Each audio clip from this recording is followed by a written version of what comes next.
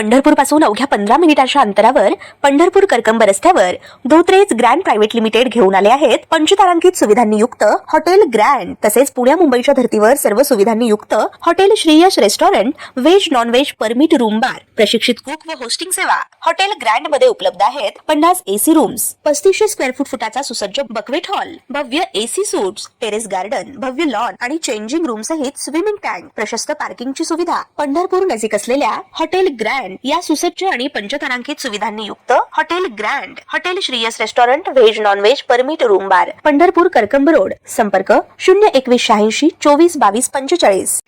ताज्या घडामोडी पाहण्यासाठी आमच्या YouTube चॅनलवरील PVR म्हणजेच पंढरी वार्ता या न्यूजला सबस्क्राइब करा आणि शेजारील बेल आयकॉनवर क्लिक करा।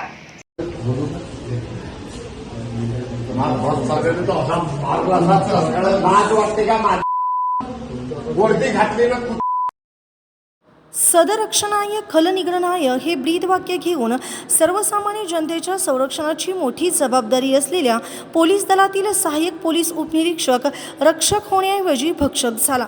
पोलीस कोठडीतील आरोपी महिलेकडे तुझ्या मुलीला शरीर सुखासाठी पाठव, 10,000 रुपये देतो अशी धक्कादायक मागणी कर्तव्यावरील पोलिसांनी अकोल्यातील पोलीस ठाण्यातच केल्यामुळे मोठी खळबळ उडाली। या प्रकरणी वरिष्ठ पोलीस अधिकाऱ्यांनी गंभीर दखल घेऊन संबंधित पोलिसाला तात्काळ निलंबित केले असून त्याच्यावर विनयभंगाचा गुन्हा दाखल केला आहे। सहाय्यक पोलीस उपनिरीक्षक राजेश जाधव असे शरीर सुखासाठी मागणी करणाऱ्या पोलिसाचे नाव आहे। पोलीस कोठडीत देखील आता महिला सुरक्षित नाहीत का असा गंभीर प्रश्न या निमित्ताने निर्माण झाला आहे। आर्थिक फसवणुकीच्या प्रकरणात अकोला पोलिसांनी एका महिलेला अटक केली। या महिलेला न्यायालयाने पोलीस कोठडी सुनावल्यामुळे सिव्हिल लाईन पोलीस ठाण्याच्या कोठडीमध्ये आरोपी महिलेला ठेवण्यात आले। या दरम्यान पोलीस ठाण्यातील कर्तव्यावरील ASI राजेश जाधव यांनी महिलेकडे काल रात्री शरीर सुखाची मागणी केली। पैशाचे आमिष दाखवले, मुलीला शरीर सुखासाठी पाठव अशी धक्कादायक मागणी त्यांनी केली। संबंधित महिलेने या प्रकाराची तक्रार आज वरिष्ठांकडे केली, त्यामुळे पोलीस दलात चांगलीच खळबळ उडाली। वरिष्ठ पोलीस अधिकाऱ्यांनी संबंधित आरोपी ASI ला खडे बोल सुनावले। वर्दी घातली आहेस ना तू, असे कृत्य करताना तुला लाज वाटली नाही का, अशा शब्दात वरिष्ठांनी त्याचा समाचार घेतला।